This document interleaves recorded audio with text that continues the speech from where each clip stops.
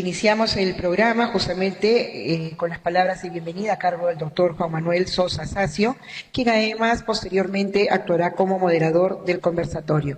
Adelante, doctor. Muchas gracias a quienes nos acompañan en esta ocasión. Estamos en la tercera jornada del ciclo de conferencias dedicados a analizar la codificación procesal constitucional que cumple 20 años, precisamente este 2024.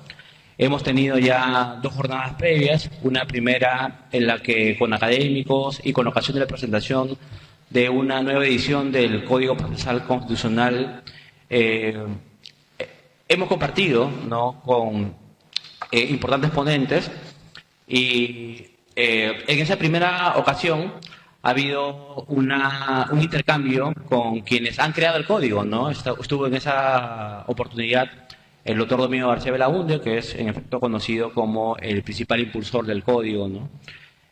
Luego, en la siguiente semana, la siguiente jornada, estuvimos con los magistrados del Poder Judicial, los magistrados y magistradas de primer y segundo grado, donde ellos desde su experiencia nos compartieron cómo han visto, cómo evalúan la aplicación del código, ¿no? Nos explicaron de las dificultades, las limitaciones y las oportunidades también que ha dado la nueva codificación, ¿no? Creo que hemos aprendido mucho también en esa oportunidad. Lo que es cierto es que la codificación procesal constitucional no solamente impacta, como es obvio, en la vida de los jueces, los académicos, los demandantes, sino también en la práctica profesional, ¿no? Por tanto, también hemos considerado pertinente que haya un espacio como este, precisamente, para que los abogados que litigan, los que viven al día a día de otra forma la codificación, puedan también compartirnos sus impresiones sobre cómo han visto este cambio en estos 20 años de la legislación, ¿no? Han sido cambios a veces inocuos, a veces más radicales.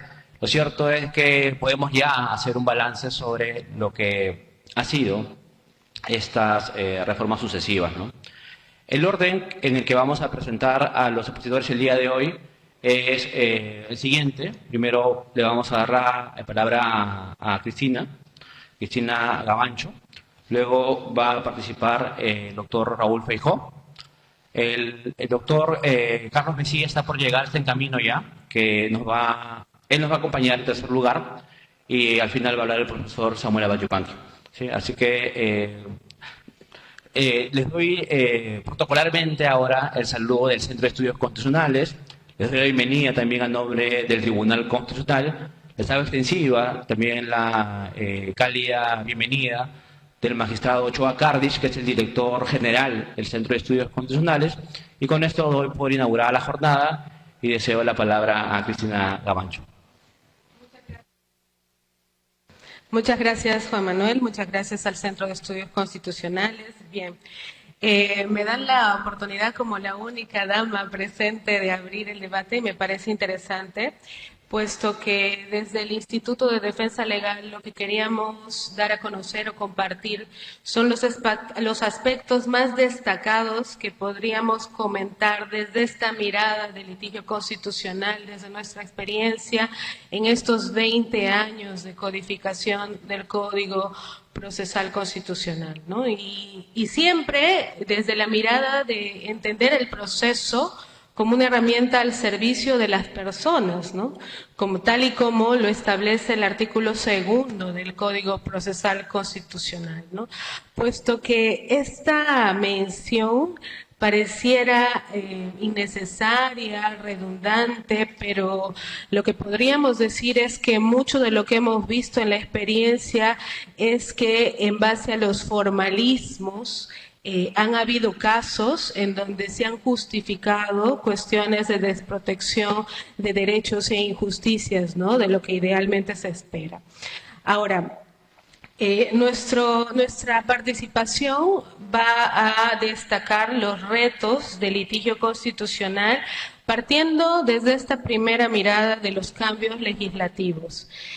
Sabemos que desde el 2004 hasta la fecha, ¿no?, el Código Procesal Constitucional ha tenido reformas significativas y voy a hablar en términos de Código Procesal Constitucional porque las dos reformas significativas, las del 2021 y las del 2024, en realidad hacen mención a simplemente esta herramienta procesal del Código Procesal Constitucional, que en el 2021, a nuestro modo de ver, realmente no trajo cambios sustanciales para hablar de algo nuevo o novedoso, ¿no? Hubo necesidad del cambio en el 2021 con la Ley 31.307, nosotros creemos que no, aunque la posición puede ser no uniforme, ¿no? Lo que podríamos destacar desde nuestra mirada es la ampliación de los requisitos para el procedimiento de cumplimiento, el proceso de cumplimiento, los requisitos mínimos comunes al mandato que debe contener una norma legal o un acto administrativo para la procedencia de un proceso de cumplimiento. Y que ya no se remite solamente al precedente Maximiliano Villanueva, el artículo 66 del Código Procesal Constitucional, con su actual redacción en el 2021, nos da pues soluciones cuando estamos pidiendo el cumplimiento de normas o actos administrativos con mandatos genéricos o poco claros, mandatos que están sujetos a controversia compleja o a interpretaciones dispares. ¿Y por qué hacemos alusión a esto desde nuestra tribuna?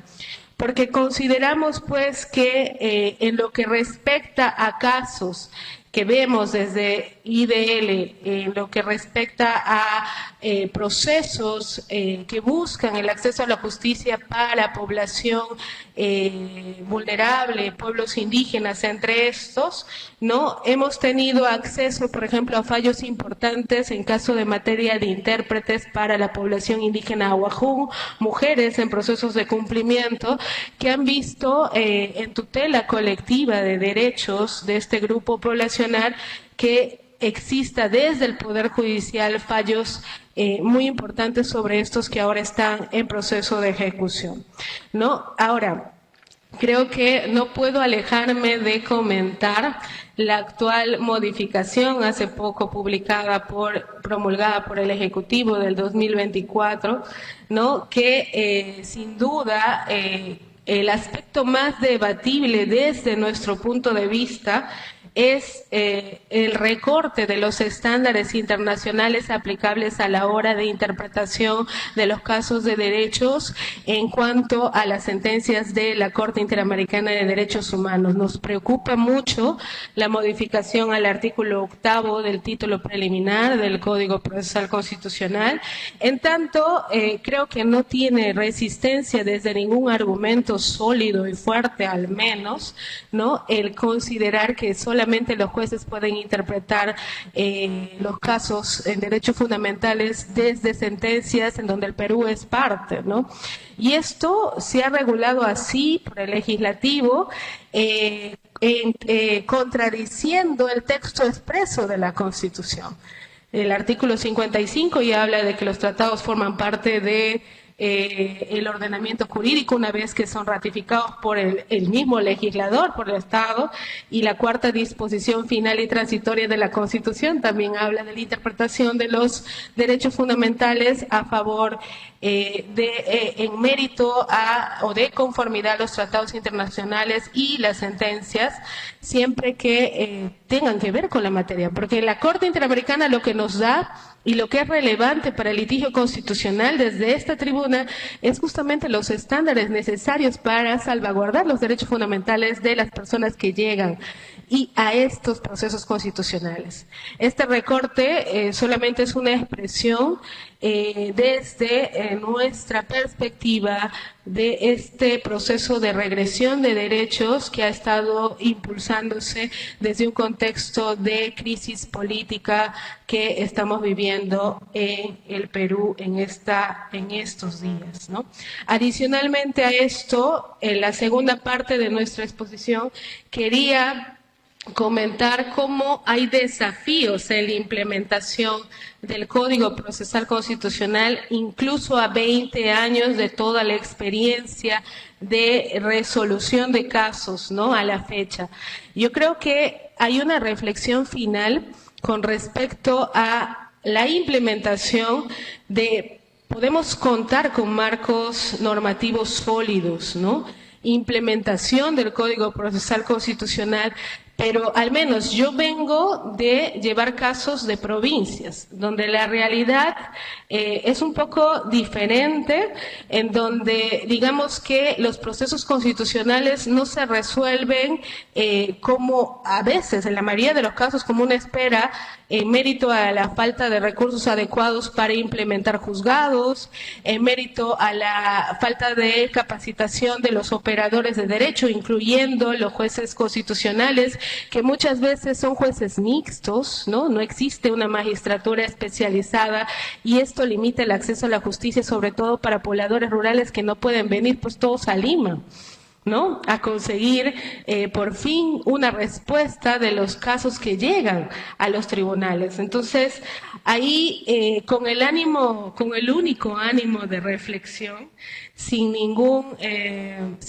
tema adicional que esto, lo que queremos poner es algunos ejemplos, por ejemplo, y que también han sucedido en el Tribunal Constitucional en algunas de sus recientes sentencias, pero que puede ser mucho más común cuando analizamos casos de población vulnerable a nivel de provincias, ¿no? Por ejemplo, podemos decir hoy en día, aunque no se vincule netamente con el tema procesal, pero hay una reflexión adicional que en materia de propiedad comunal o derecho al territorio de comunidades nativas, por ejemplo, a nivel del Tribunal Constitucional, existe una suerte de ritualismo procesal que está afectando la protección de los derechos de los pueblos indígenas.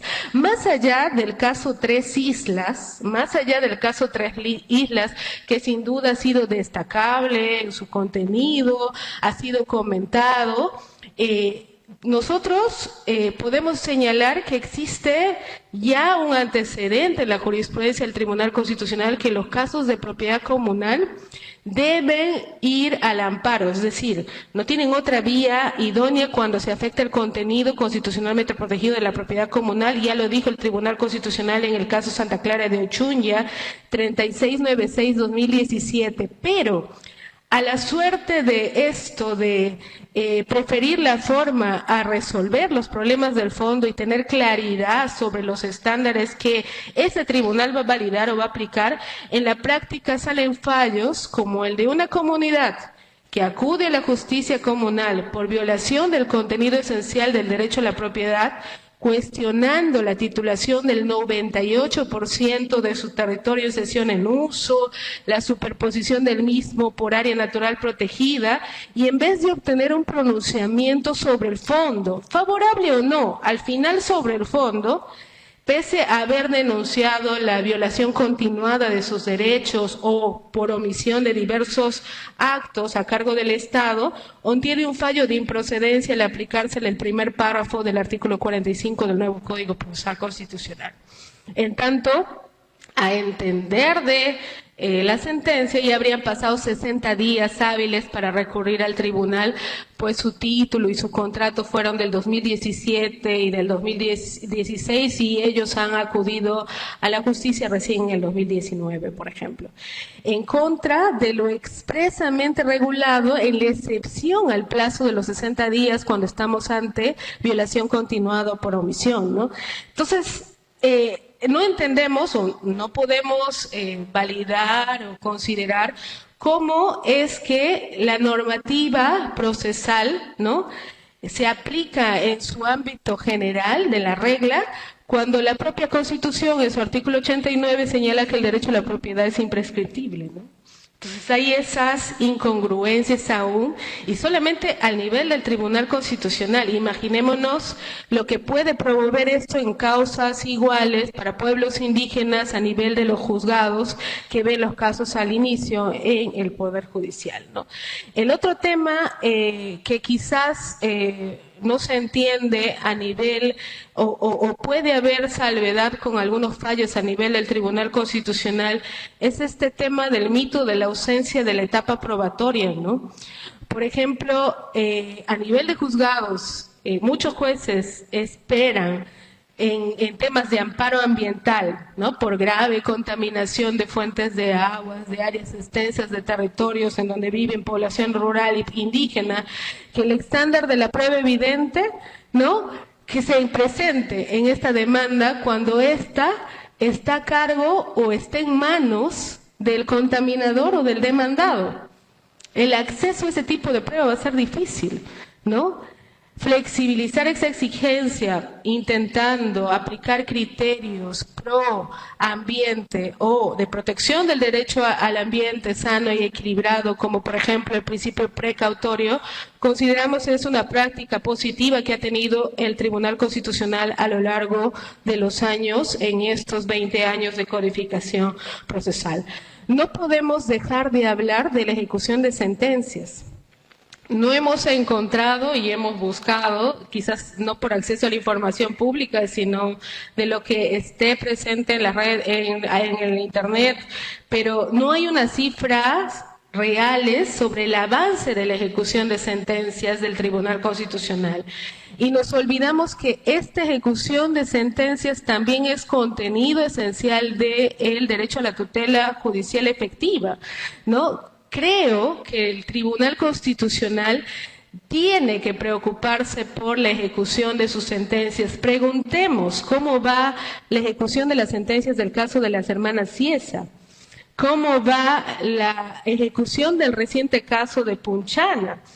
Uno de los cambios negativos que consideramos se ha presentado de los autores del Código Procesal del 2021, si bien trajeron supuestos más claros de ejecución, al final lo que hacen los jueces de ejecución en los distritos de origen es crear figuras como audiencias de ejecución de sentencias, sobre todo cuando hablamos de sentencias de tipo estructural, y eso no está regulado. Sobre todo en una suerte donde son varias instituciones que tienen diversos mandatos, ¿no? Porque también hay un problema sobre la tutela colectiva de derechos, y de eso el doctor Abad ha hablado abiertamente, pero quizás lo va a tocar ahora. Sin embargo, cuando hay ese tipo de cuestiones, la ejecución de las sentencias se hace tediosa. Hay sentencias que no se ejecutan por más de 10 años. Y es un escándalo.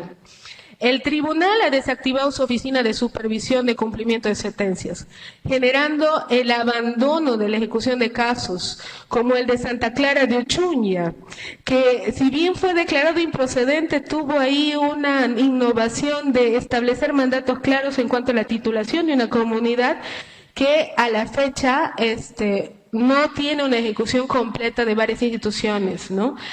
Entonces, ahora, lo que nosotros observamos, a diferencia de lo prescrito en cuanto a ejecución de sentencias con la codificación del 2004, es, por ejemplo, que esta habilitaba apercibimientos ante el incumplimiento de multas fijas, acumulativas, hasta destitución del responsable, ¿no?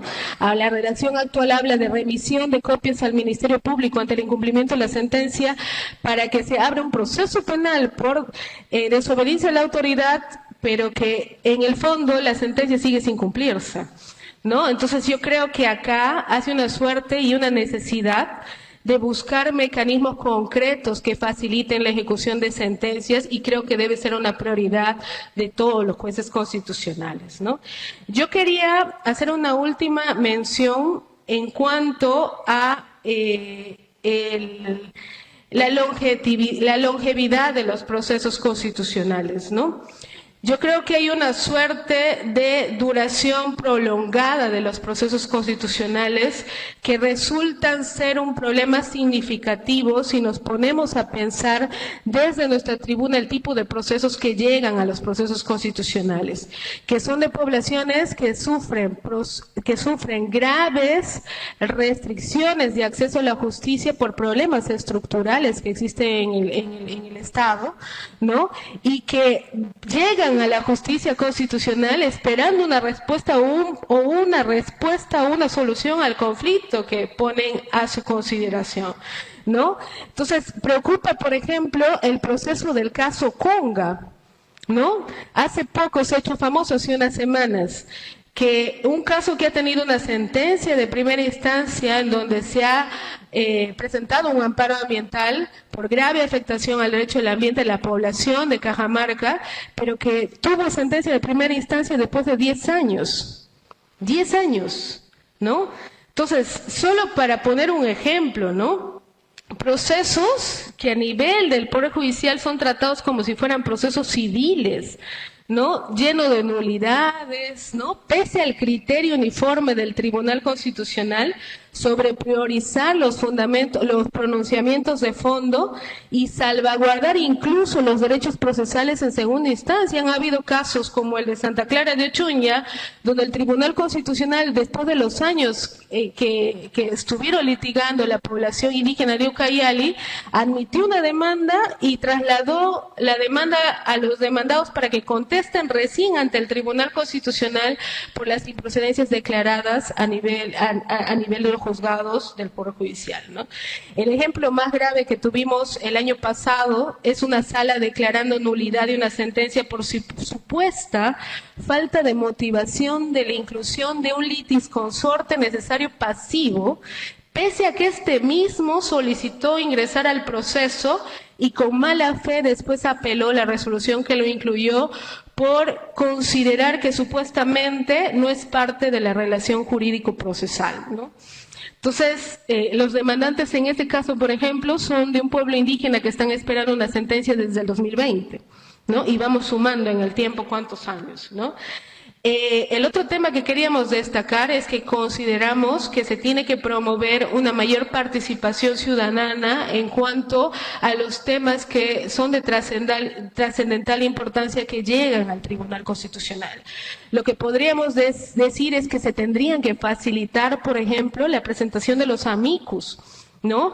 La actual redacción del Código Procesal Constitucional limita a la consideración de los jueces y el Tribunal Constitucional el poder presentar amicus sobre los temas del interés.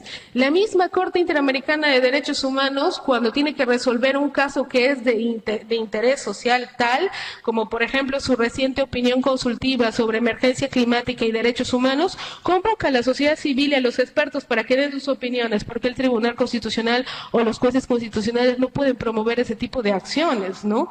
Yo creo que, y esto sí, ya para terminar, existe desde nuestra perspectiva en nuestro país el reto del proceso constitucional, y los que nos encargamos de litigio es que la magistratura, los jueces constitucionales de todos los niveles comprendan que la mayoría de veces las personas que acuden a estos procesos necesitan un rol más activo de los jueces, teniendo en cuenta el tipo de proceso en el que estamos, ¿no? Proceso de modelo inquisitivo, donde el juez tiene que tener un rol activo, ¿no? Sobre todo para el poblador rural o integrante de pueblos indígenas en un país donde el acceso a la justicia no es igual para todos. Y por tanto requiere considerar su posición y su protección a efectos de aminorar los graves problemas estructurales al que se enfrentan día a día. No es posible, y acá como una crítica sana de reflexión académica, por ejemplo, que en última instancia en los procesos constitucionales el Tribunal Constitucional, por ejemplo, no haya puesto posición en causas donde se reclama la violación por omisión o acción continuada del contenido esencial de la propiedad comunal de pueblos indígenas, habiendo tenido varias oportunidades en el caso FENAMAT, con amicus del relator de pueblos indígenas, en el caso Santa Clara de Uchunya y en el reciente caso Nuevo Lamas.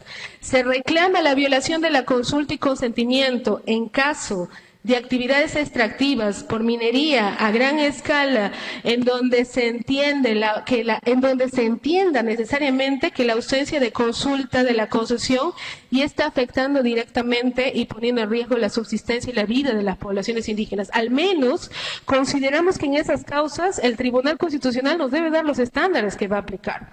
El tema es no ampararse en los ritualismos procesales o en el proceso para decir improcedencia de las demandas cuando no corresponde, desde nuestra perspectiva.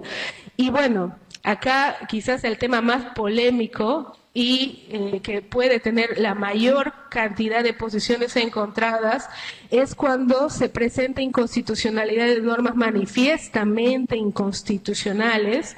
Caso inconstitucionalidad de la norma, por ejemplo, de la modificación del delito de extorsión que buscaba criminalizar la protesta social, pero que no encuentra su expulsión del ordenamiento jurídico porque no se llega a los votos de los magistrados del Tribunal Constitucional, ¿no? que genere, ¿no? Y lo que genera en el fondo es una validación constitucional de una norma manifiestamente inconstitucional. Entonces, ¿cómo manejamos eso? ¿No? Entonces, la última reflexión, y con estos ejemplos cerramos esta exposición o esta conversación preguntándonos de nuevo, ¿el proceso constitucional al servicio de las personas o al servicio de qué? Gracias.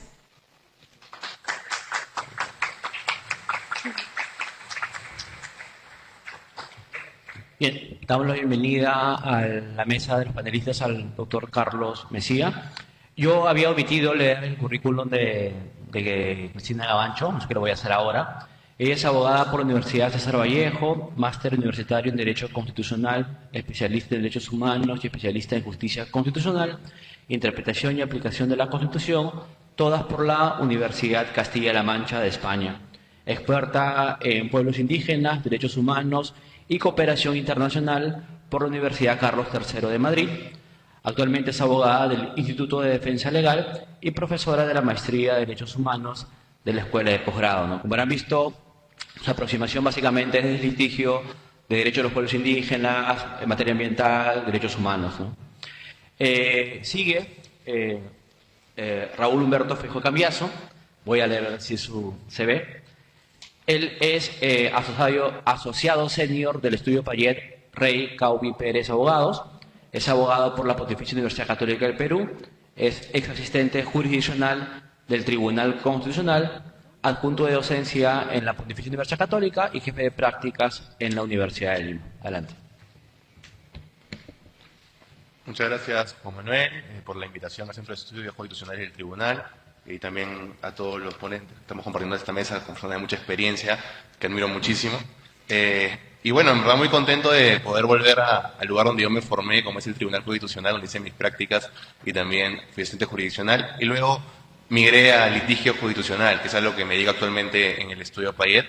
Y definitivamente la visión que quisiera compartir el día de hoy con ustedes respecto a cuál es la visión después de estos 20 años de código es un poco desde la perspectiva tanto de la experiencia jurisdiccional como la experiencia en la cancha de ir a los juzgados y ir a litigar por los derechos fundamentales, ¿no?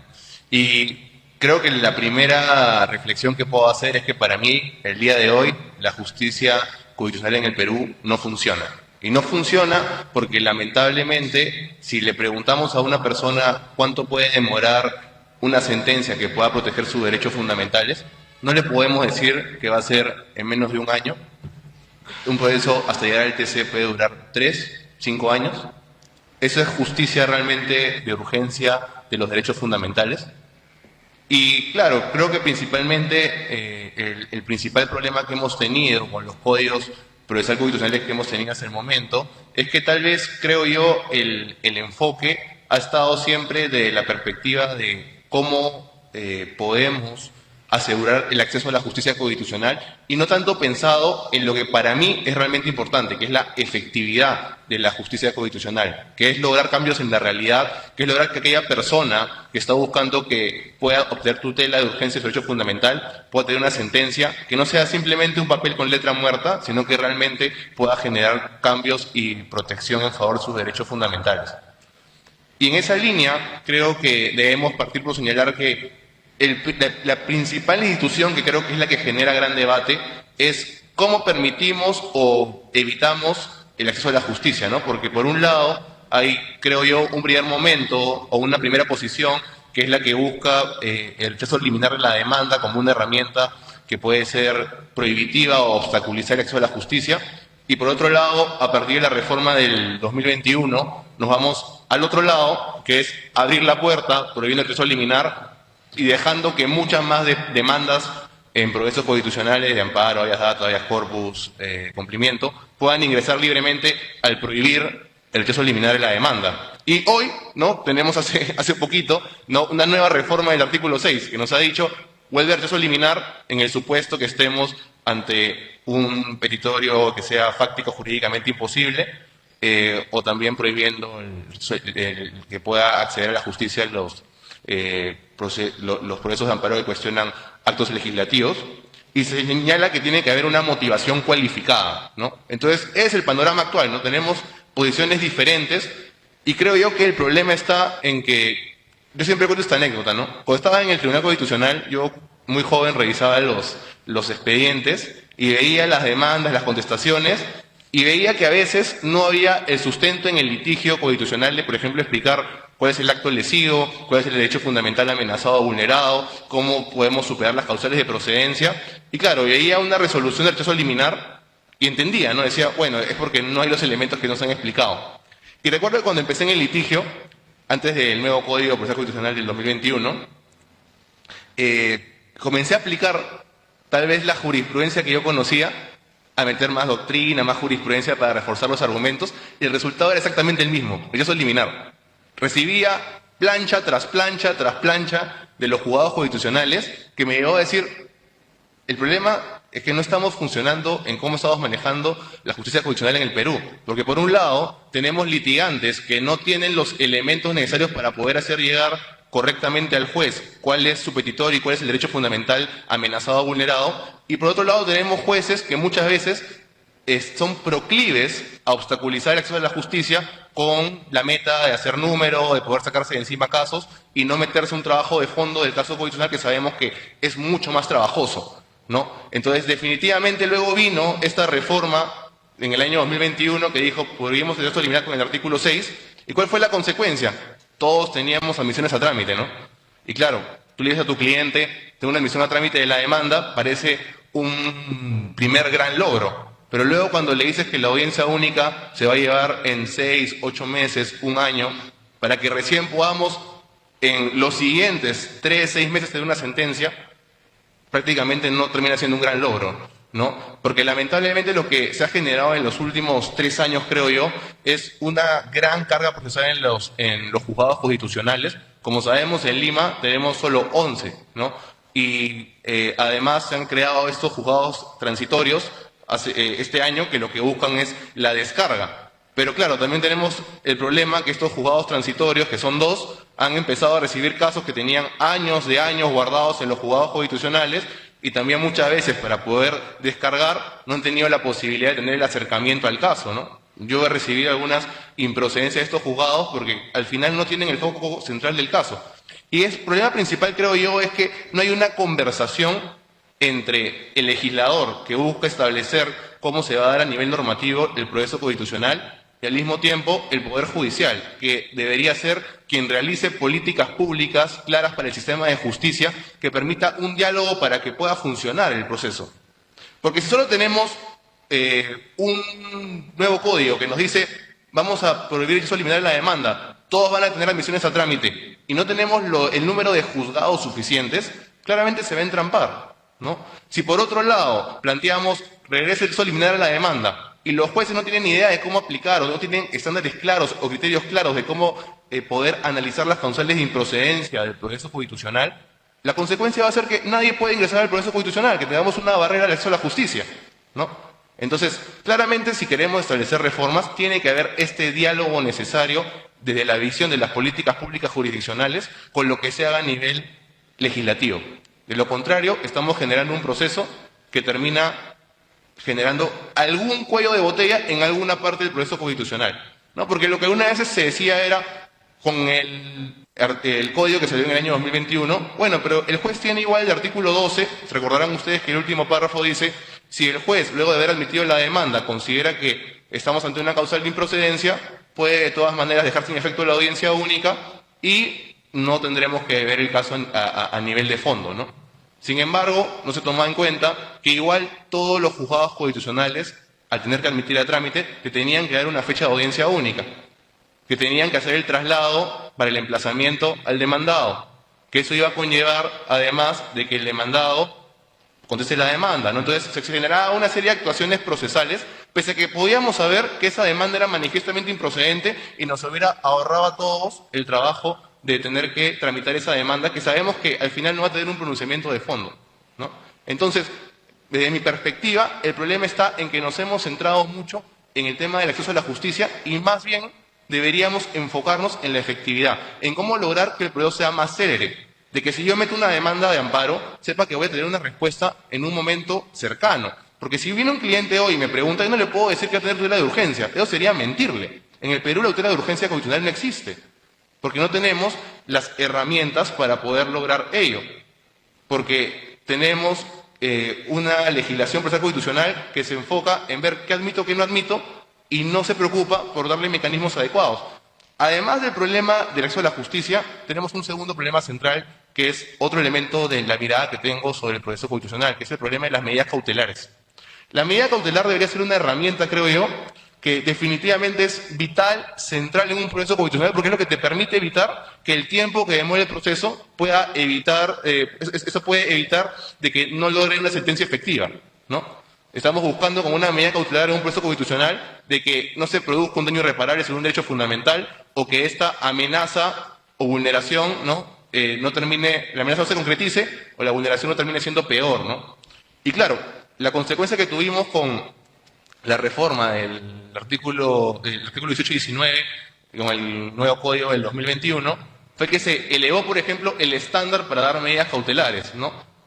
Actualmente el estándar es que para yo tener una medida cautelar tengo que demostrar el peligro de irreparabilidad del daño en el derecho fundamental, ¿no? Lo cual aumenta el estándar que en un proceso civil, un proceso administrativo, ¿no? Es el peligro en la demora. Acá no hay que demostrar que hay amenaza o vulneración. Hay que demostrar, acreditar que hay un peligro de daño irreparable, lo cual prácticamente aumenta el estándar, y en mi experiencia en el litigio es muy difícil poder obtener una medida cautelar, porque claro, tengo que demostrarle al juez constitucional de que el daño va a ser irreparable, y la posibilidad de demostrar daño irreparable es bastante difícil acreditarlo, porque estamos hablando de un futuro de lo que podría pasar, ¿no? Entonces, este es otro elemento que creo yo que no funciona, que deberíamos repensar, porque si tengo un proceso que va a demorar mucho, porque le estamos a todos permitiendo el acceso a la justicia, tengo que tener, para hacer un contrapeso, un mecanismo que me permita asegurar la efectividad de ese proceso.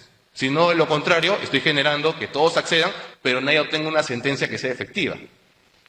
Entonces, es central encontrar ese equilibrio desde mi perspectiva.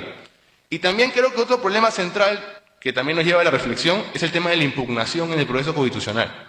Sabemos que en el Perú hay una cultura de impugnar todo, ¿no?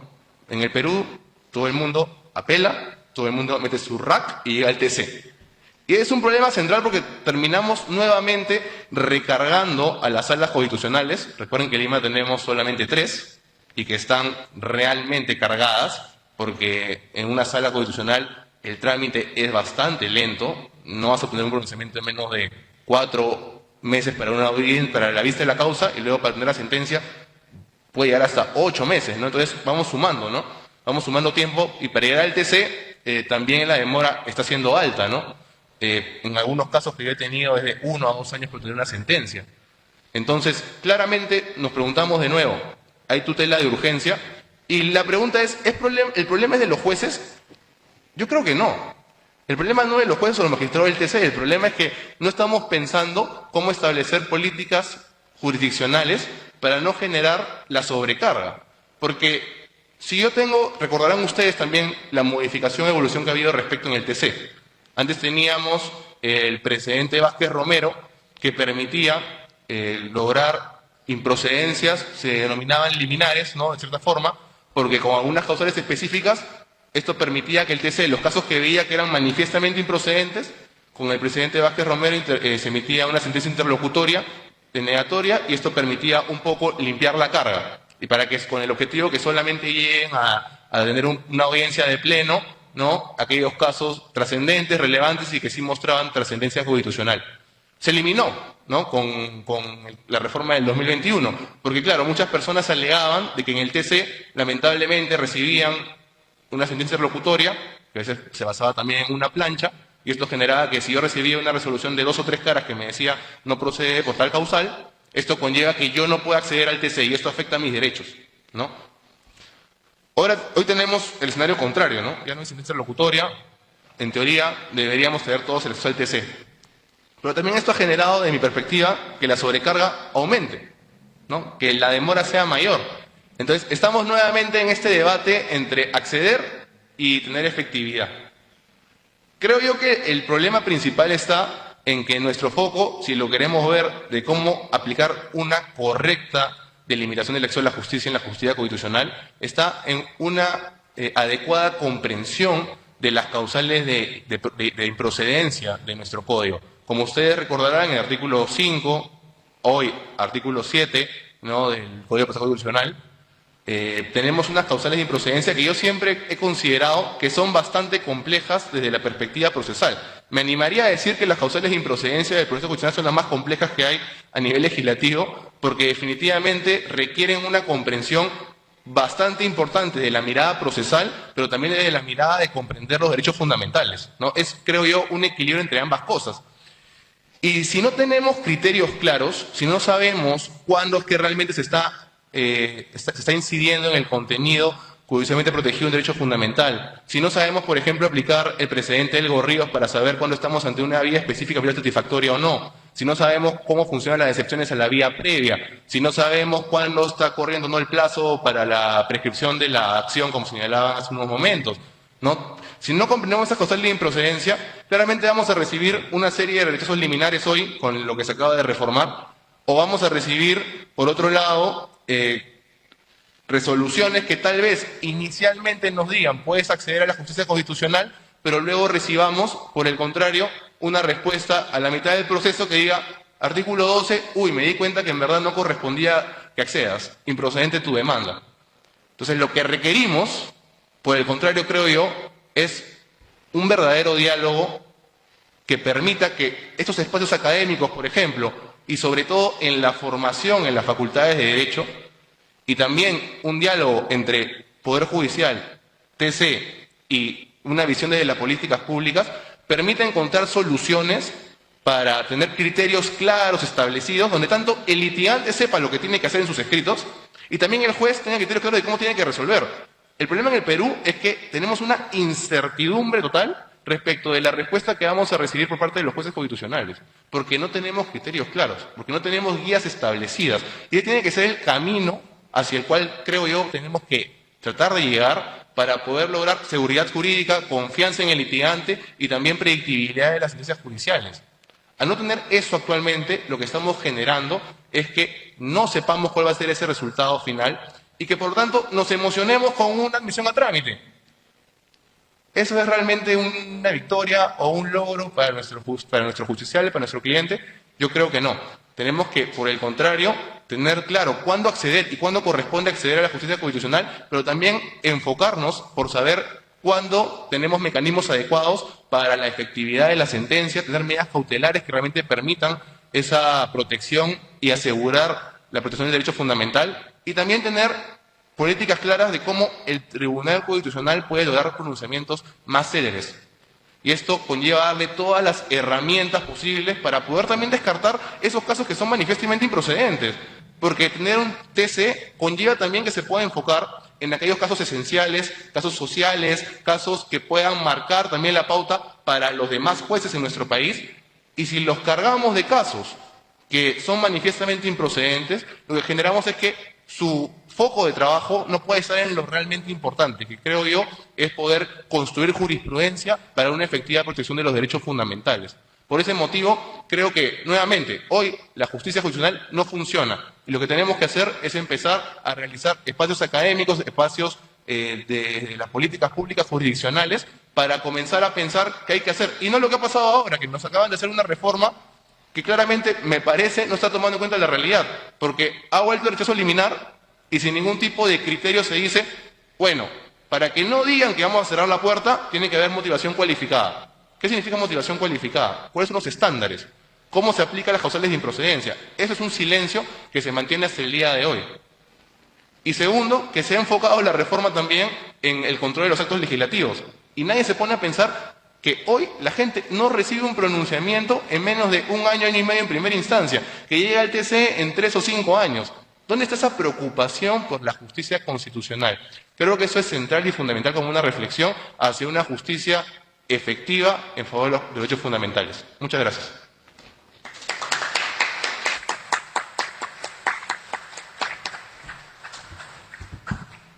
Muchas gracias, Raúl, que como han escuchado nos ha hecho una presentación a partir de su experiencia profesional y de su aproximación también como procesalista y como constitucionalista.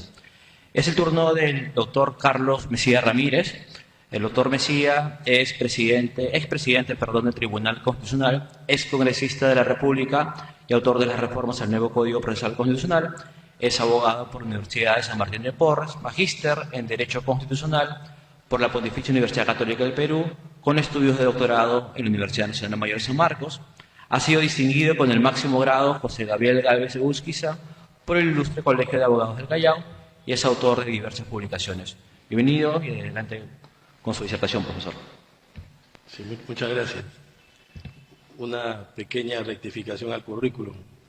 No tengo estudios de doctorado en Derecho. Soy doctor en Derecho por la Universidad Nacional Mayor de San Marcos. Bueno,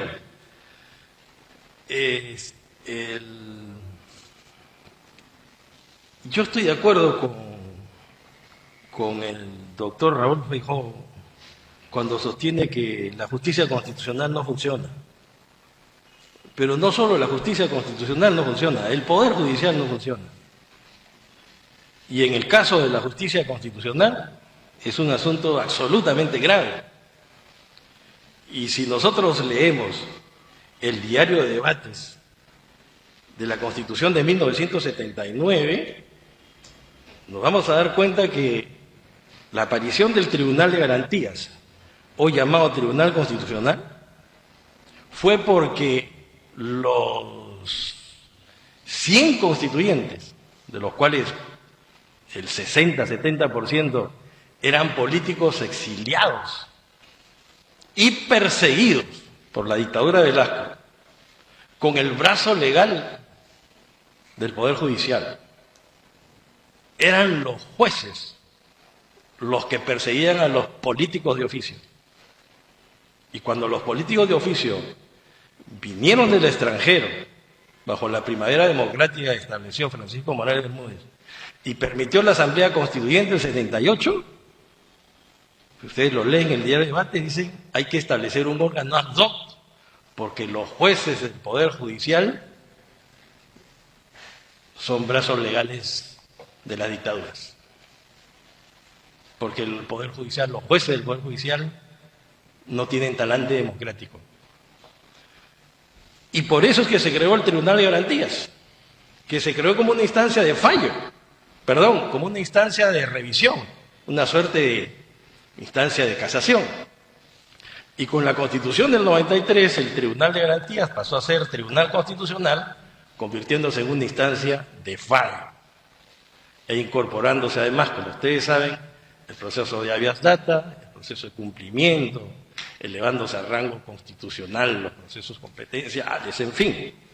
Entonces, la aparición del Código Procesal Constitucional en el año 2004, 31 de mayo aprobado y entrado en vigencia el 1 de diciembre, es un gran código, es un código pionero, no solo en América Latina, sino en el mundo. Uno de sus autores, el doctor Samuel Abad, está aquí presente. No necesariamente fue un código que tenía las virtudes del demiurgo platónico, de mirar al mundo en las ideas perfectas y de acuerdo a esas ideas perfectas crear el código, ¿no es cierto?, químicamente puro que pudiera dar soluciones a las cosas. Porque lamentablemente vivimos en el mundo de los fenómenos, no de las esencias, y los fenómenos son imperfectos. La obra humana es imperfecta y el Código Procesal Constitucional, como todo, envejece. Y obviamente que envejece la doctrina, envejece la jurisprudencia, envejecen los legisladores, envejecemos todos. Entonces, si todo está, digamos, sometido a la dictadura del tiempo, era necesario también unas reformas al Código Procesal Constitucional. Esas reformas al Código Procesal Constitucional nacieron del azar. Un día a Marta Chávez se le ocurrió que se forme una subcomisión en la Comisión de Constitución que se encargue de ver las reformas al Código Procesal Constitucional. Ya dijeron por ahí, ¿quién se va a encargar? Que se encargue Mesías, pues que ha sido magistrado del TC. Y dije, ya bueno, está bien. Y por ahí alzó la mano Luis Roel. Yo también quiero. Pero para que se forme la subcomisión para la reforma del Código Procesal Constitucional se necesitaban 3. Y yo tuve que hablar con mi amigo Carlos Almerí, que había sido ministro de Trabajo de Toledo, para que por favor se integrara a su grupo, porque si no, no iba a funcionar y no iban a poder hacer las reformas. Primer punto, nunca quisimos hacer un nuevo Código Procesal Constitucional. No fue nuestra intención. Ni pretendemos que haya sido un nuevo Código Procesal Constitucional. Pero la técnica legislativa, y eso consta cuando yo presenté el anteproyecto de reforma para su estimación por la Comisión de Constitución, hablaba de reformas al Código Procesal Constitucional. Y así pasó y así se aprobó en el Pleno.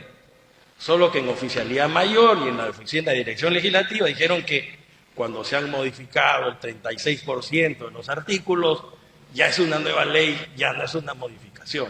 Entonces, no fue nunca nuestra intención pasar por encima de lo que han hecho los padres del primer Código Procesal Constitucional, en primer lugar.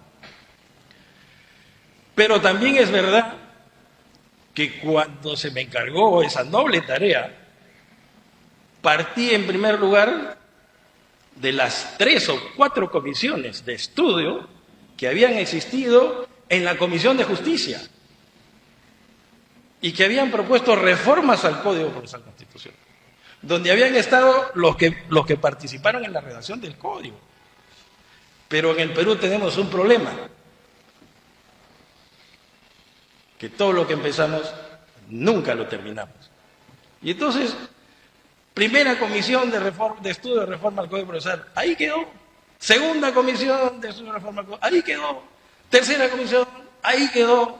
Y entonces yo pensé y pienso y siempre actúo así, que lo que se empieza, se acaba. Y esa fue la propuesta que me hice, que si me habían encargado algo, tenía que hacerlo bien. No sé si lo habré hecho bien, pero quiero sí decir algo. Como comparto lo que dice el doctor Raúl Feijóo, me avisa por favor cuando se vence mi tiempo, no quiero excederme. Quiero sí decir algo. Comparto con lo que dice el doctor Feijóo en el sentido de que el legislador simplemente legisla. Porque una de las críticas que se le ha hecho a discúlpeme la licencia, voy a decir nuevo Código Procesal Constitucional para diferenciarlo del anterior, las críticas que se le hacen a este código dice que ha aumentado la carga procesal, pero la carga procesal no es un problema del legislador, es un problema del Poder Judicial y del Poder Ejecutivo, del Gobierno. El Código Procesal Constitucional, aquí se ha hablado de que se necesita justicia especializada, o sea, jueces constitucionales expertos en derecho constitucional. Ese es el problema del legislador, ese es el problema del ministro de Justicia, ese es el problema del Poder Judicial. El legislador exige en el nuevo Código Procesal Constitucional que los jueces sean especializados en derecho constitucional. Se ha creado mucha carga procesal. Oiga, esa carga procesal la tiene que resolver el Poder Judicial. Entonces, cuando iniciamos con Luis Roel la tarea, porque Maraví era un convidado de piedra, había sido puesto ahí por no sé, no me acuerdo el nombre del dramaturgo español romántico que creó el convidado de piedra, no me acuerdo su nombre, Juan Zorrilla creo que era, ¿no? Bueno, entonces, yo decía, hay que tomar en cuenta lo que el Tribunal Constitucional ha hecho.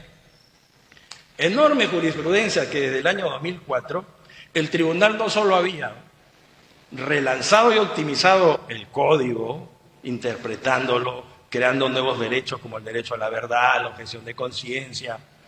Cuando yo estuve me encargué de desarrollar y fue pionero en América Latina sobre el derecho a la salud mental, etcétera.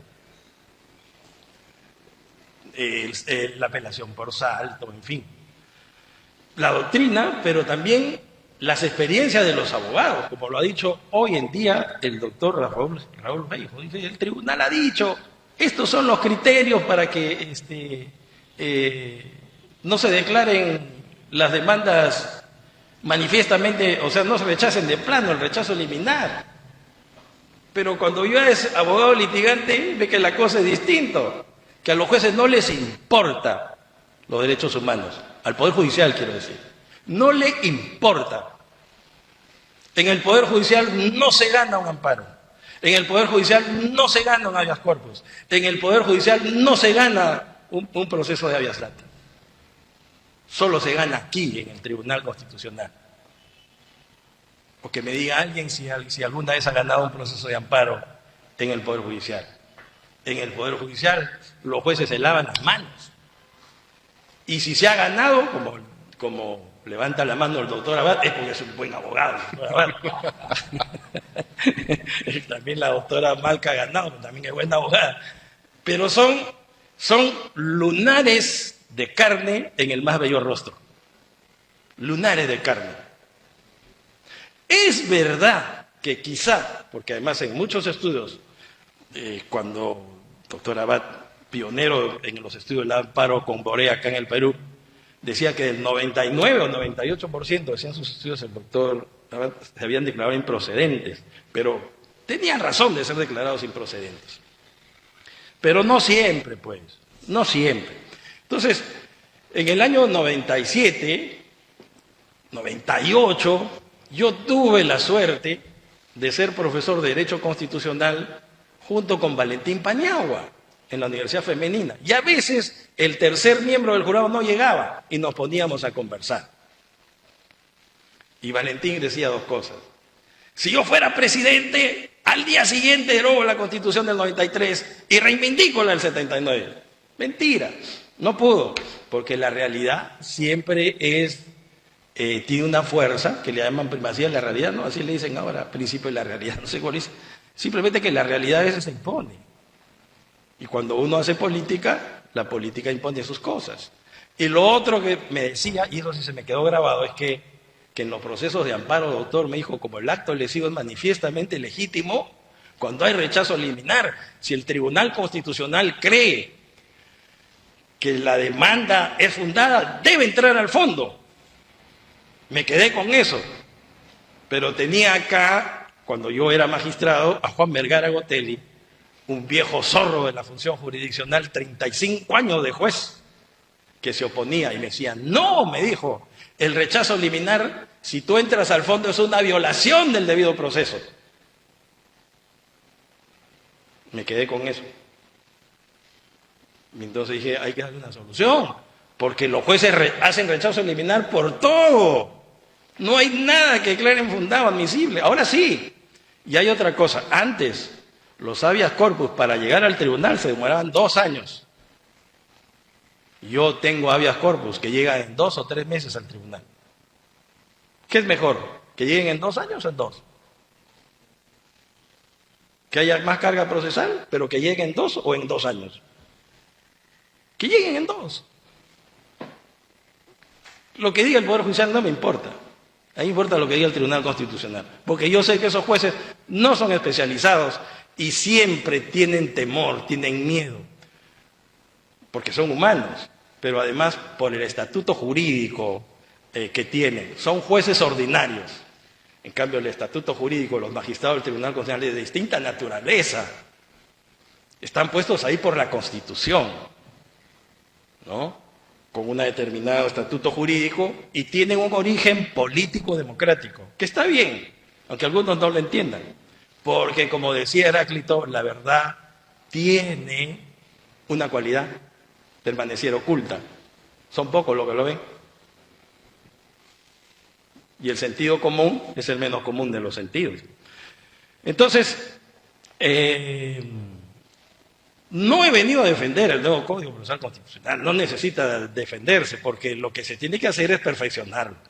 Todos estamos de acuerdo en que necesitamos un código en beneficio de los derechos fundamentales y un código democrático, pero para eso necesitamos jueces, por ejemplo, que me parece un absurdo, que cuando el Congreso quiere elegir a los magistrados del Tribunal Constitucional, los jueces le dicen, no puedes elegir.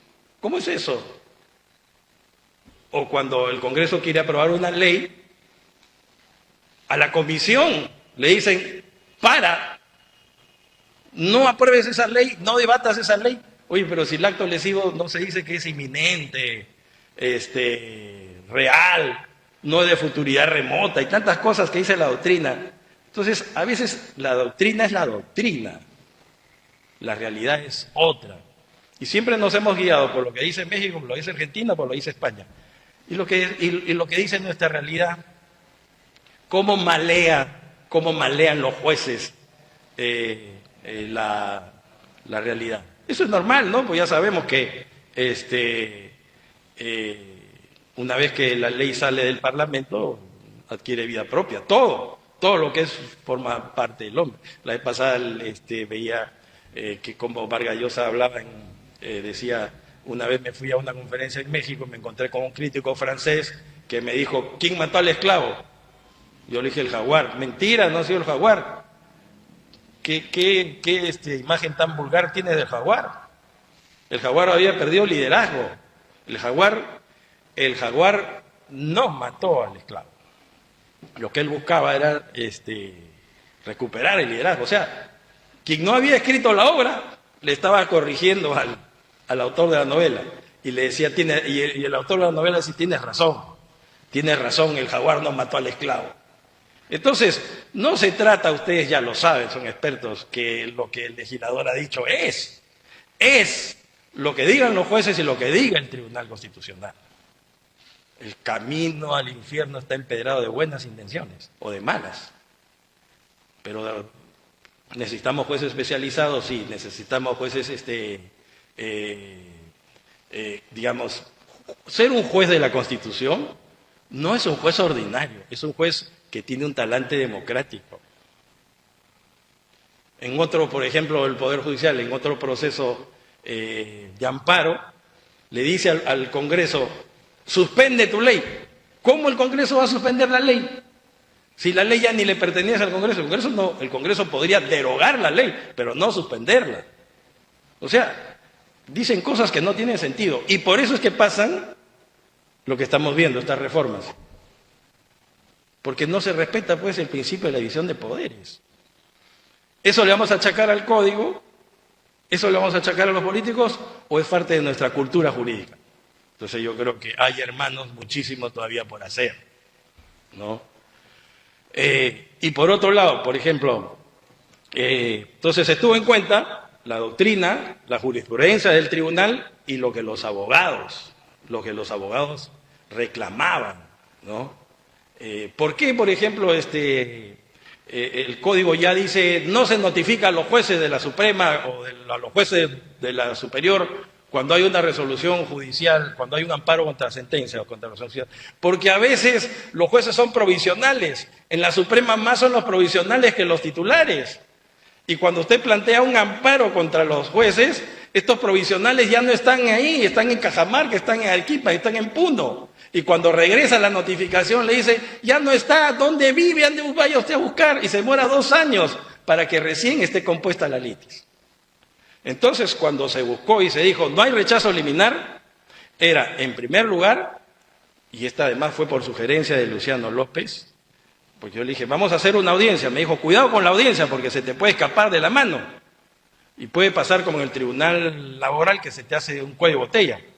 Dale al juez la posibilidad de que prescinde la audiencia. Así lo hicimos, que el juez pueda prescindir, pero con una gran virtualidad, con una gran cualidad, que la otra parte ya contestó, lo que quiere decir que hay proceso ya compuesto. Entonces ya no es como pasaba antes, al estilo Vergara, o bajo el criterio Vergara, que cuando llegaba al tribunal después de 3 años, le decían, admita la demanda, y después llegaba después de 5 años, amparo llamaban 8. Hoy día son más rápidos, aunque me digan que no. Hacemos una encuesta, los habeas corpus llegan en 2 meses al tribunal, porque hay rechazo liminar. Una vez una señora me dijo, doctor, ¿usted va a hacer informe oral en la Corte Suprema? No, señora, ¿para qué? Si igual vamos a perder. Si pido informe oral, me lo van a hacer en febrero. Mejor que dicten sentencia ahorita, en septiembre. Y nos vamos al tribunal, y así fue y ganamos. Porque si no, todavía estaríamos viendo el caso allá. Entonces, ¿por qué digo todo esto? Porque el código se hizo con realismo, o sea, viendo lo que pasaba en la realidad. Que hay cosas que superar, claro. Que hay cosas que mejorar, claro. La legislación es un río que fluye. Por eso es que la legislación no puede pararse nunca. Si el poder legislativo se cierra, el ejecutivo dicta decretos, leyes. Pero la legislación no se para, porque siempre se modifica. Ahora, con esto, ¿me avisa? Ya, 3 minutos, muy bien. A propósito, por ejemplo, me dicen que hay mucha limitación en el tema de los amigos curie. Eso tiene una experiencia, nace de una experiencia que pasó en el tribunal. El famoso caso de Tiberio Bernabé, si no me equivoco. Un marino que en el Poder Judicial, el IDL, se presenta como amicus curiae. El tribunal, la sala, declara fundado el habeas corpus de Tiberio Berrocal, que era un marino, ahí está el caso del Frontón. Y cuando se declara fundado el habeas corpus, el que era amicus curiae termina apelando. ¿Cómo es eso? El amicus curiae no es imparcial, no es un amigo de la corte. Entonces le hemos puesto algunos casos. Y además llegó un momento en que todos querían ser amicus curiae. Presentaban un escrito, yo quiero ser amicus curiae. Y hubo un caso, que no voy a decir nombres, dijo, acepte usted este informe de este gran jurista, le decía el tribunal, que es el que más sabe en habeas corpus. En ese tiempo era presidente, lo rechacé con una frase muy clara. Nadie conoce más del habeas corpus que el Tribunal Constitucional. Entonces, por eso es que se han puesto algunas limitaciones. Que sea el propio tribunal el que decida quién llama. Y más, después se acercó ese abogado, no puedo decir su nombre, dijo, doctor, déjeme hablar porque ya cobré. Así no es, ¿no? Entonces, esas son las cosas por las cuales hay limitaciones, que no todos puedan hablar. Pero tiene además una virtualidad, que antes el amicus curiae solo se aplicaba en el Tribunal Constitucional.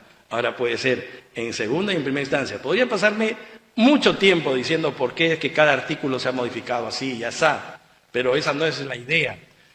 La idea es, y esta es lo que yo pienso, es que el código necesitaba algunas modificaciones. Que la dirección legislativa lo haya convertido en un nuevo código no es nuestra culpa, no fue nuestra intención. Que hay que modificarlo, hay que arreglarlo, sí. Todo fluye, la legislación también. Pero la idea es mejorar. Por ejemplo, creo que ya es necesario, lo ha dicho Muñante, que el tribunal tenga 3 salas. Y que sean 10 los magistrados. Porque la presidente o el presidente no debe presidir salas. Entonces tiene usted 3 magistrados que se reparten los casos y sale más rápido, ¿no?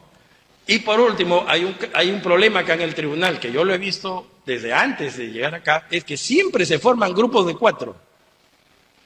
Siempre se forman grupos de 4.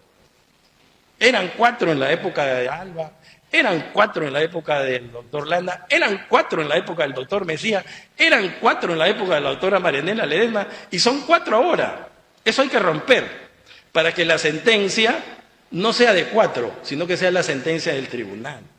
Por eso no estoy de acuerdo con la modificación que se acaba de hacer, que baja los procesos competenciales de 5 a 4.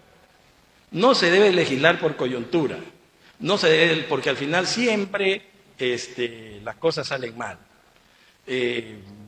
Lamentablemente no se puede hablar más, es la primera vez que me llaman a mí para hablar sobre el nuevo Código Procesal Constitucional. Siempre que me llamen lo haré y les explicaré, no lo pretendo defender, simplemente explicar por qué se dieron a cabo algunas reformas, cómo fue, ¿no es cierto? Incluso hasta les puedo decir como última anécdota.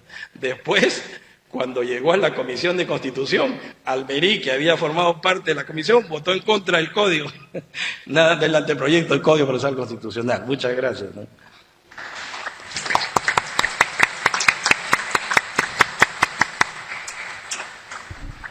Bien, gracias al doctor Mesía por compartirnos sus impresiones, sus opiniones a partir de su vasta experiencia. Toca el turno del doctor Samuel Abad Yupanqui. El profesor Samuel Abad Yupanqui es profesor principal de la Facultad de Derecho de la Pontificia Universidad Católica del Perú, es abogado por la Pontificia Universidad Católica, es doctor en Derecho por la Universidad Autónoma de Madrid, profesor principal de la Facultad de Derecho y de la Maestría de Derecho Constitucional de la PUC. Ha sido secretario general del Tribunal Nacional del Servicio Civil. Ha sido coordinador del área de instituciones democráticas de la Comisión Andina de Juristas, adjunto en asuntos constitucionales y primer adjunto de la Defensoría del Pueblo. Autor de numerosos artículos sobre derechos humanos, derecho constitucional y procesal constitucional. Adelante, doctor Abad. Bueno, muchas gracias por la invitación y en primer lugar quisiera saludar a todos los aquí presentes, saludar a los miembros de la mesa. Un gusto estar bajo la coordinación del director, ¿no? Del director ejecutivo del Centro de Estudios Constitucionales, el doctor Juan Manuel Sosa. Un gusto estar con la doctora Cristina Rocío Gavancho, que tiene una activa lucha por los derechos humanos, con el doctor Feijó, un joven valor del derecho procesal constitucional, con el doctor Carlos Mesía, que ya no es tan joven y que tiene una larga experiencia en materia constitucional. Y bueno, yo quisiera en estos minutos tratar de examinar tres grandes bloques de temas. ¿Por qué? Porque creo que la idea es tratar de lograr hacer un rápido balance de lo que han sido 20 años de codificación de la materia procesal constitucional. Y para ello, para evaluar esto, quisiera referirme a tres grandes temas. Un poco el sistema, porque los procesos se ubican en un sistema de justicia. Un segundo tema es el acceso a la tutela judicial efectiva. Y finalmente, las interferencias que se presentan a los procesos. Porque en la vida cotidiana hay interferencias en los procesos constitucionales, y pongo interferencias entre comillas porque después mencionaré a qué me refiero. Ahora, comencemos por el primer tema. La ley es importante, pero no es suficiente. Cualquier cambio de un código, el primer código tiene 20 años, es del 2004, este nuevo código, estos cambios al código tienen algo más de 3 años, pero la ley no cambia la realidad. Es imposible pensar que una ley puede cambiar la realidad y en consecuencia hay que ver dónde se ubica la ley. Y claro, se ubica en un sistema de justicia y en un sistema de justicia donde en materia de procesos constitucionales coexisten el Poder Judicial y el Tribunal Constitucional. Entonces es imposible no tomar en cuenta esta estructura. ¿Por qué? Porque una ley no va a hacer más rápido un proceso, una ley no va a ser más ágil una actuación judicial. Y claro, cuando hablamos del sistema de justicia y vinculamos el Poder Judicial con el Tribunal Constitucional, podemos darnos cuenta de dos realidades distintas. Un Poder Judicial que tiene una carga procesal enorme, y aquí solamente me refiero a la materia constitucional, a quienes ven los procesos constitucionales en Lima.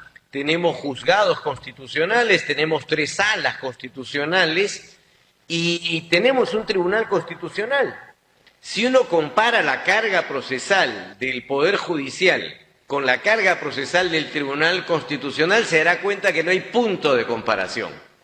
Y las condiciones y la infraestructura que tiene el Poder Judicial con la que tiene el Tribunal Constitucional no tiene punto de comparación. La última memoria del Tribunal Constitucional, la memoria 2023, que está colgada en la web, indica que ingresaron 5.057 expedientes. El año pasado ingresaron 5.057 expedientes y se emitieron 4.109 resoluciones en un año.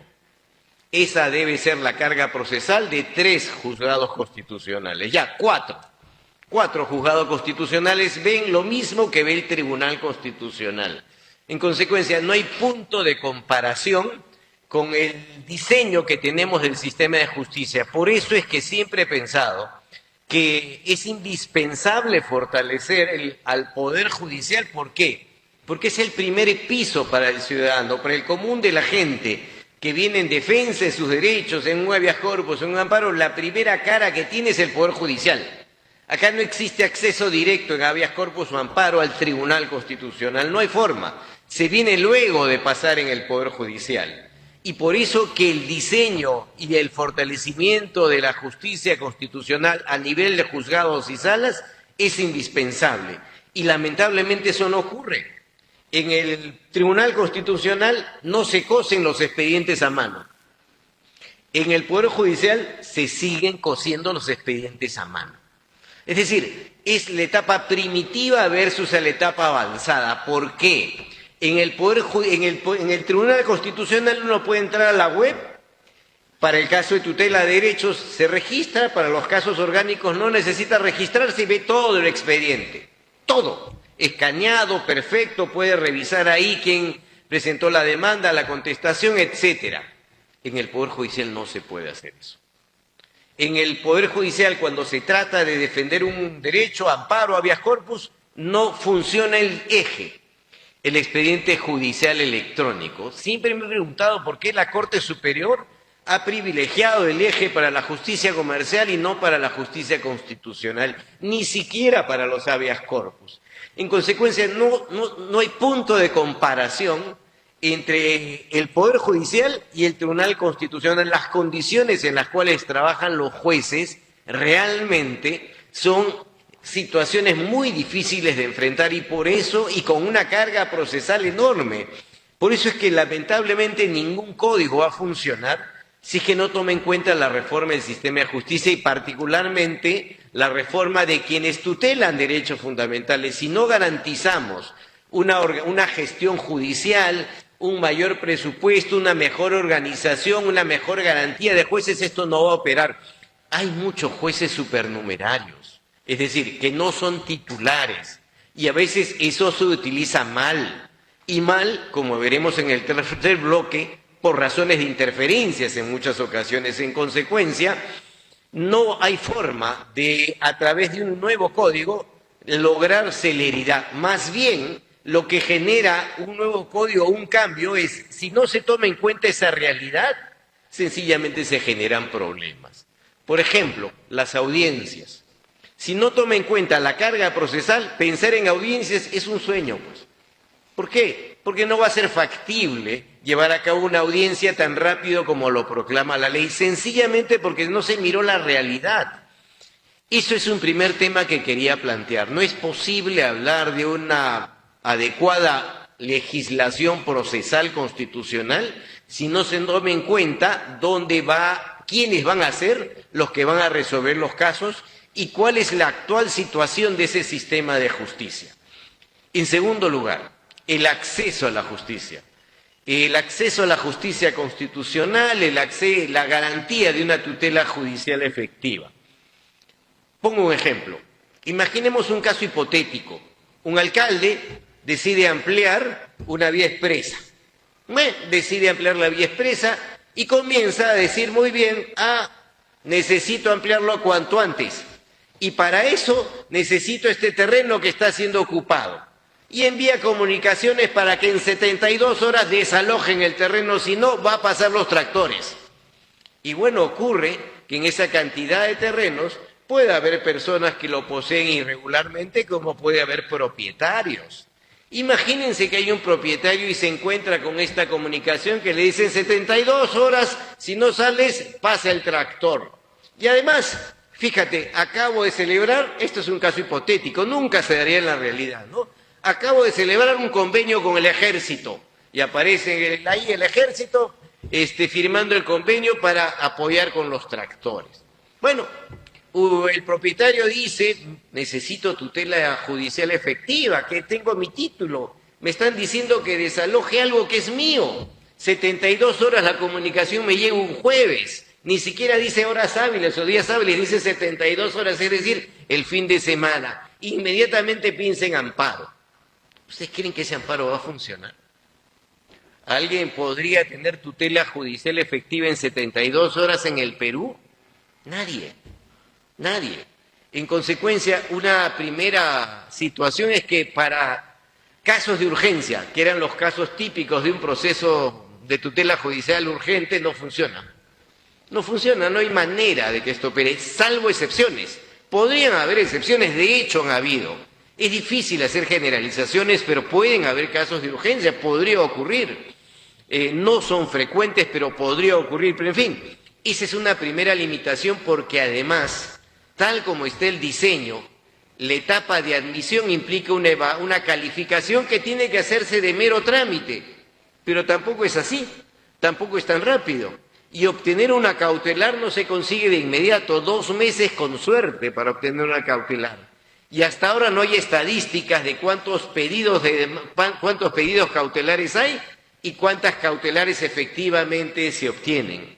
Y pensar en una audiencia única que va a ser la alternativa idónea para que las partes puedan discutir la demanda, la contestación, las excepciones, donde haya inmediación, concentración, oralidad, todo eso que suena muy bien. Al final, si presento mi demanda y me convocan para junio del 2025, de verdad no queda ninguna alternativa de tutela judicial efectiva. En consecuencia, tomando en cuenta la situación actual conforme está el sistema de justicia y el Poder Judicial, y tomando en cuenta esta regulación que existe, a alguien que quiere tutela a través de un amparo, lo único que le queda si quiere tutela urgente es una cautelar.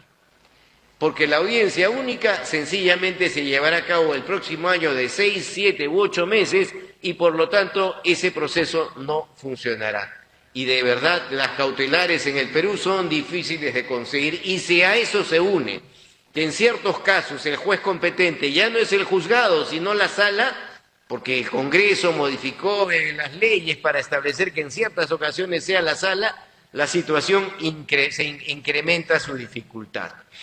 Ahora, por tanto, lamentablemente, en una situación como la que vivimos, pensar en una tutela judicial efectiva no es tan fácil de conseguir. Que existen excepciones, existen supuestos, sin duda existen.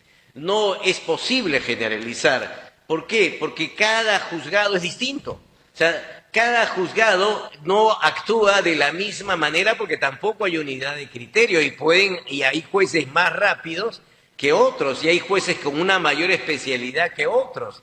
En consecuencia, si no se toma nota de la realidad, sencillamente no habrá una solución eficaz a este problema. Adicionalmente, y aquí es un tema que debería desarrollar, si lo mencionó hace un momento la doctora Gavancho, siempre hemos pensado en los amparos individuales, siempre hemos pensado en el amparo para el caso concreto. Hay que darle una nueva dimensión al proceso colectivo, ¿por qué? Para evitar tantos casos que se presentan y de esa manera resolver algunos casos que podrían tener una dimensión mayor. Y eso no está regulado, ni el código anterior ni el código actual lo reguló.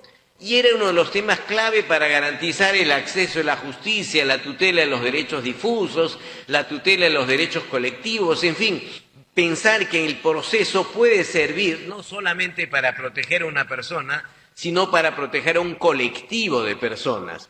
Esto lamentablemente no se ha desarrollado como debería desarrollarse. Por tanto, el acceso a la justicia constitucional, salvo excepciones, tiene dimensiones notablemente difíciles de enfrentar. Ahora, con todas esas limitaciones, debo confesarles que en lo personal prefiero ganar en el Poder Judicial un caso si soy demandante que llegar al TC. Porque muchas veces uno llega al TC después de mucho tiempo en el Poder Judicial. Y al final, si uno logra una cautelar o una sentencia favorable en la Corte Superior, de verdad con eso acaba el proceso, porque esperar al TC es esperar a que hayan pasado algún tiempo en el Poder Judicial, algunos años en el Poder Judicial, y de verdad lo que importa es tutela judicial efectiva. Una profesora joven, la doctora Constanza Borea, decía que el Tribunal Constitucional es el Tribunal de la Esperanza. ¿Por qué? Porque es la última esperanza que queda al litigante que perdió en el Poder Judicial. Pero claro, uno quisiera tener no solo la esperanza, sino la realidad de una tutela judicial efectiva en el Poder Judicial. Y existen posibilidades, hay casos positivos en los cuales uno puede obtener tutela judicial efectiva.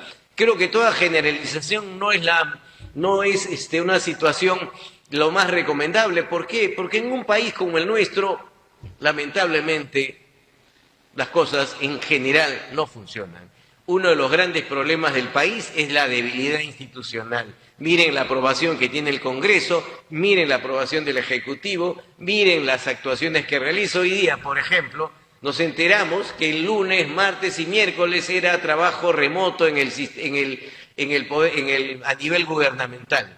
Con lo cual, en el fondo, esto significa que el Poder Judicial va a actuar de manera más limitada y luego, hace unos días también se declaró feriado público para el sector público jueves y viernes. ¿Se imaginan lo que era conseguir una audiencia? Haber esperado 6 meses y justo le cayó la audiencia el 15 de noviembre.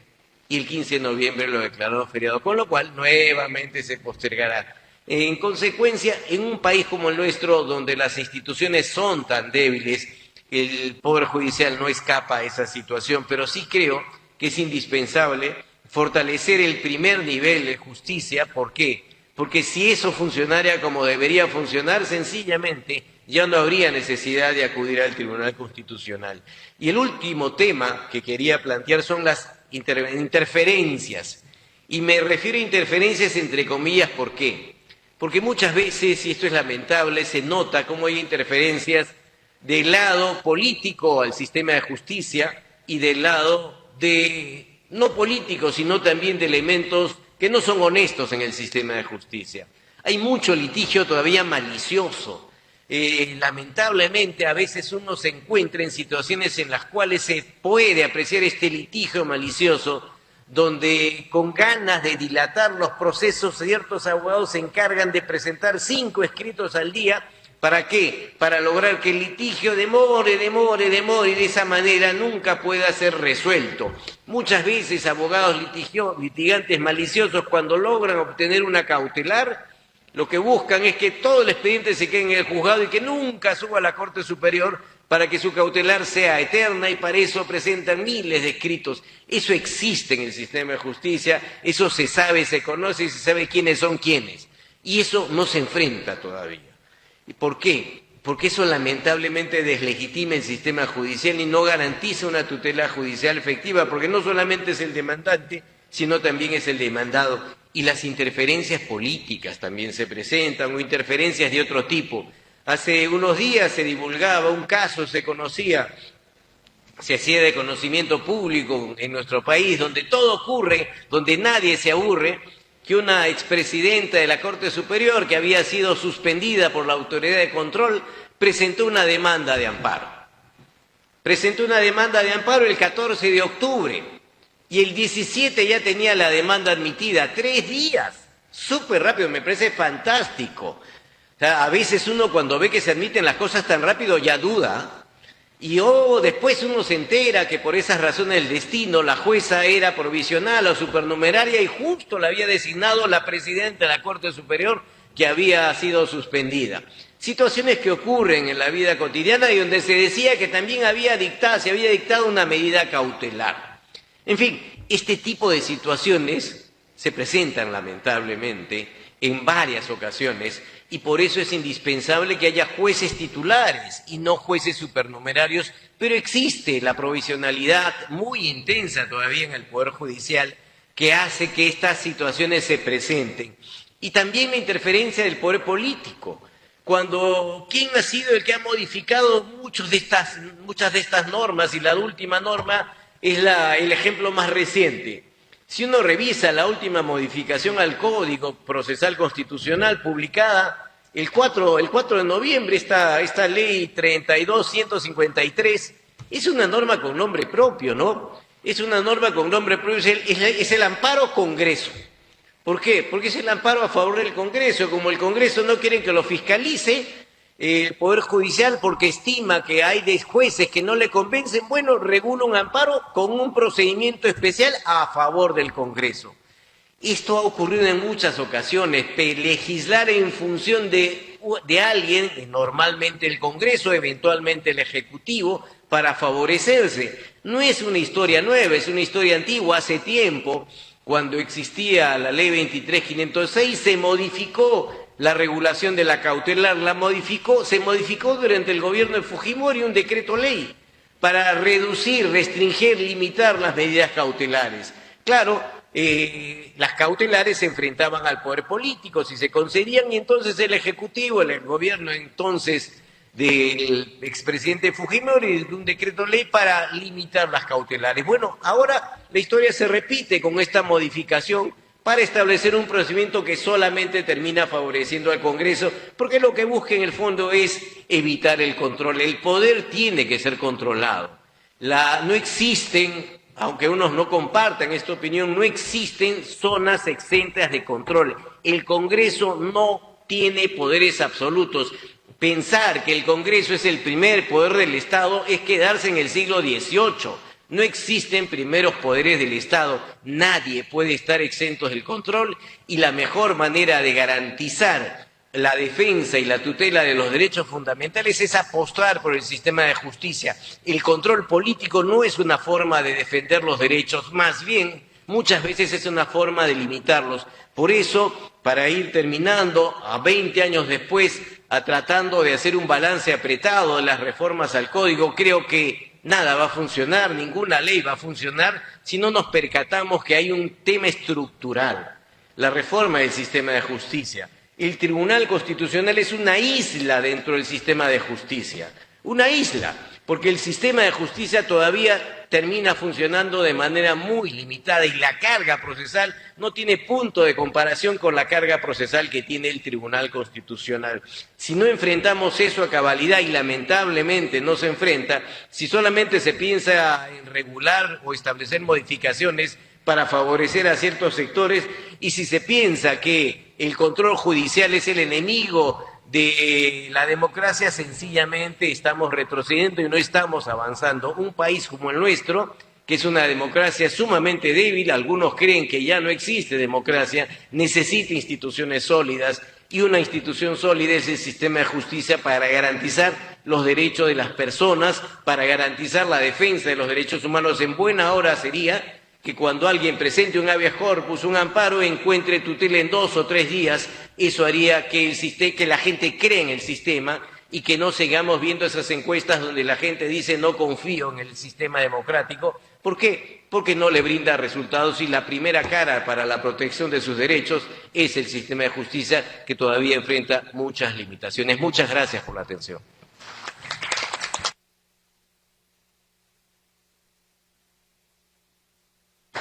Gracias, profesor Abad, por compartirnos tu experiencia y también sus comentarios sobre esta legislación, ¿no?, que ha cambiado tanto en el tiempo. A quienes nos acompañan, les invito a tomar en cuenta lo que se ha dicho en esta sesión. Estas opiniones han sido sin duda valiosas y enriquecedoras. Y también les pediría que por favor revisen lo que se ha venido conversando en las jornadas anteriores. Diría que lo que se conversó en la jornada anterior, que era la perspectiva de los jueces y juezas del Poder Judicial, con la perspectiva ahora de los abogados litigantes, nos darán una visión sumamente rica, no amplia además, de lo que podría ser una mejor legislación procesal. Ninguna legislación es perfecta, de hecho que la legislación que tenemos ha avanzado bastante, pero sin duda creo que las reformas institucionales a las que han hecho referencia todos permitirá que la tutela judicial sea genuinamente una tutela efectiva para los derechos fundamentales y humanos, ¿no? Bien, muchas gracias por acompañarnos en esta oportunidad. Los invitamos también a seguirnos en redes sociales, a mirar las actividades que estamos haciendo, justamente con ocasión de los cambios en la modalidad de trabajo que nos afectaba a todos. Ha hecho de que las conferencias de la próxima semana, que eran martes y miércoles, en materia de derecho constitucional y régimen económico, que era una actividad presencial a la que le habíamos puesto mucha fuerza, ¿no?, mucho cariño, va a ser ahora virtual, ¿no? Así que también les exhortamos a que revisen un poco la agenda del SEC y que puedan acompañarnos también a través de esa vía. Muchas gracias y hasta una siguiente ocasión.